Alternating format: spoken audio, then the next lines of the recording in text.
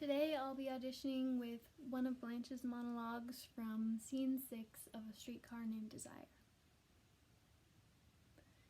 He was a boy, just a boy, when I was a very young girl.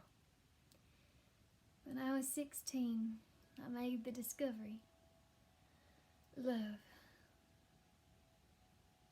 All at once and much too completely. It was like you suddenly turned a blinding light on something that had always been half in shadow. That's how it struck the world for me. But I was unlucky, deluded. There was something different about the boy, a nervousness, a softness and tenderness which wasn't like a man's, although he wasn't the least bit effeminate looking. Still, that thing was there. He came to me for help. I didn't know that.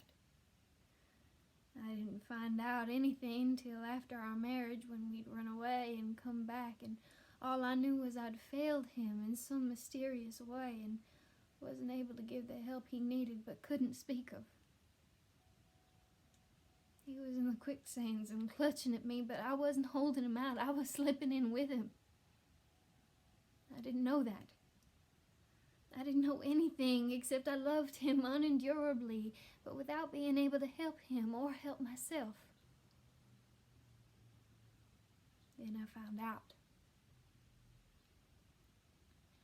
In the worst of all possible ways, by coming suddenly into a room that I thought was empty, which wasn't empty, but had two people in it. The boy I had married and an older man who had been his friend for years. Afterwards, we pretended that nothing had been discovered. Yes, the three of us drove out to Moon Lake Casino, very drunk and laughing all the way. We danced the Vesuviana. Suddenly, in the middle of the dance, the boy I'd married broke away from me and ran out of the casino. A few moments later, a shot.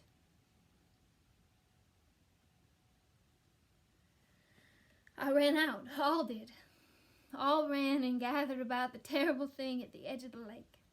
I couldn't get near for the crowding. Then somebody caught my arm. "Don't go any closer. Come back. You don't want to see." See? See what? Then I heard voices say, "Alan, Alan, the gray boy." He'd stuck the revolver into his mouth and fired, so that the back of his head had been blown away. It was because, on the dance floor, unable to stop myself, I'd suddenly said, "I saw, I know, you disgust me." And then the searchlight which had been turned on the world was turned off again. And never, for one moment since, has there been any light that's stronger than this kitchen candle.